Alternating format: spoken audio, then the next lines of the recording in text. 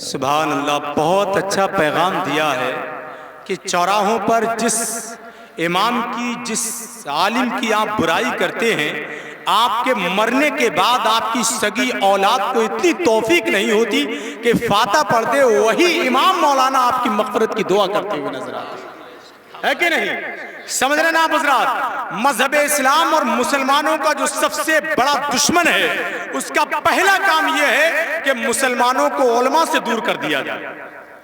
Spain کے اندر 800 سال حکومت کی، ان سے پوچھا کہ آج تو مسلمان کا نام بھی نہیں ہے، یہاں 800 سال حکومت کی ہے، کیا کیا؟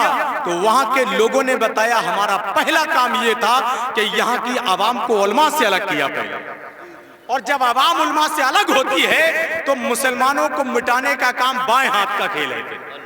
یاد رکھیے گا اس کو، مذہب اسلام اور مسلمانوں کا جو سب سے بڑا دشمن ہے، اس کا پہلا کام ہے ہی یہی کہ مسلمانوں کو علماء سے دور کر دیا جائے۔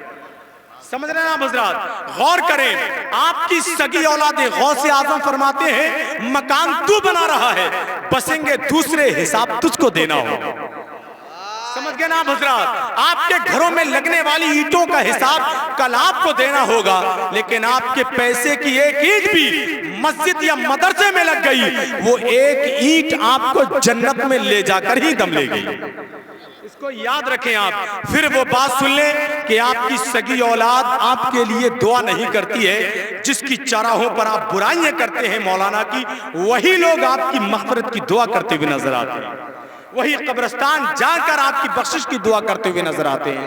تو وفاداری، اگر چوتھائی حصہ بھی وفاداری کا آپ کے اندر ہے تو آج سے پورا عہد کر کے اٹھیں، کچھ بھی ہو جائے لیکن علماء کی برائی نہیں کرنا۔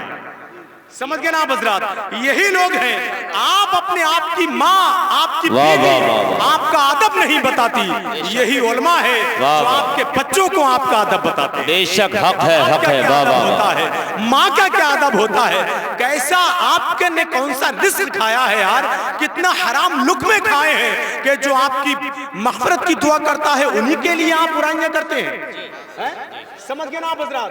بس ایک شعر پڑھ کر میں اپنے پروگرام کی طرف پلٹتا ہوں۔ بھائی حاجی ریاض صاحب، ریحان صاحب اور حاجی محمود صاحب نے یہ عظیم الشان کانفرنس سجائی ہے، ماشاءاللہ لوگوں کی آمد ہو رہی ہے، اور جب حضرت علامہ سید امین القادری صاحب قبلہ جہاں بھی آتے ہیں الحمدللہ رب العالمین، وہاں خیالات میں جو خاکہ بنایا جاتا ہے کہ اتنا مجمع ہوگا، اتنی کرسیاں پڑیں گی، اس سے کہیں زیادہ لوگ آ جاتے ہیں۔ ہاں ماشاءاللہ، منت حج عمرہ کارپوریشن کے زیر اہتمام یہ عظیم الشان کانفرنس ہو رہی ہے، جس کو بھی حج کے لیے یا عمرے کے لیے جانا ہے، صاف صاف بات یہ سن لیں کہ حاجی ریاض صاحب سے آپ رابطہ کر لیں۔ کیا بات ہے بھائی، ارے بھائی ناظر بھائی ماشاءاللہ کیا بات ہے۔ اجازت دے دیں تو ایک شعر میں پڑھنا چاہتا ہوں، ذرا ہاتھ اٹھا کر بول دیں سبحان اللہ۔ دو چار لوگ اپنے ہاتھوں کو اٹھا کر بول دیں سبحان اللہ، کیونکہ میں جانتا ہوں نہ میں سب کے لیے آتا ہوں، نہ سب میرے لیے آتے ہیں۔ ہجر میں اتنا خسارہ تو نہیں ہو سکتا، ایک ہی عشق دوبارہ تو نہیں ہو سکتا، چند لوگوں کی محبت ہی غنیمت ہے میاں، شہر کا شہر ہمارا تو نہیں ہو سکتا۔